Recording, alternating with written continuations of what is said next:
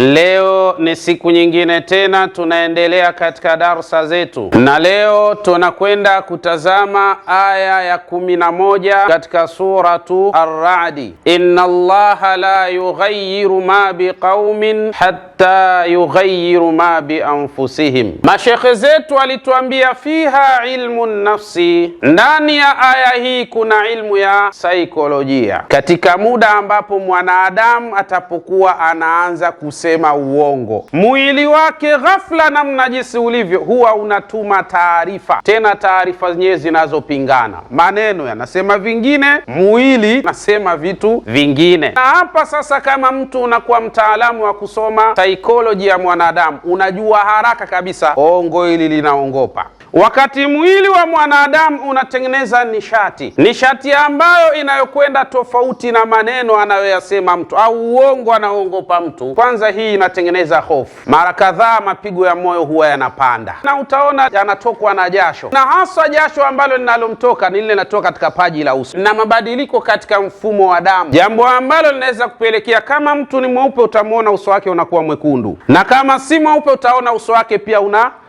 unasawajika, anakuwa anataka kuonyesha furaha, kwamba hakufanya, alafu uso wake unaonyesha huzuni ya kwamba umefanya. Siku zote mtu akiwa anasema uongo, mikono yake ituliwe mzee, ndio utamuona anaongea kwa mifano mingi na kutoa ishara nyingi. Muongo mkubwa. Hata wewe mwenyewe ukiulizwa kwa nini unacheza, wala hujui kama mikono inaenda hivyo. Kwa hiyo wanachokifanya wale watu wa psychology, wanacheza na nini? Mandhari yako, mikono yako inavyocheza. Huyu maelezo haya na uchezaji huu, huyu mwizi kweli. Na kukiwa na kitu au na mtu hapo karibuni, unaweza hata kuwa unamgusagusa yule mtu au unashikashika kitu hivi. Kwa hiyo wanachokifanya wale, hawashughuliki na nini? Na maneno yako. Wao wanashughulika na matendo unayoyafanya wakati unazungumza. Au mwingine utamuona anafunika mdomo wake, au utamuona pua linamuasha. Muongo huyo. Hakika ya mwanadamu anaposema uongo, mwili wake huwa unatoa nini? Asili ya kemikali ambazo zinafahamika kwa jina la catecholamines. Inachofanya hii, inasababisha kuvimba na kutanuka tishu na misuli inayoelekea katika pua yako. Hapa sasa utamuona yule mtu mwenye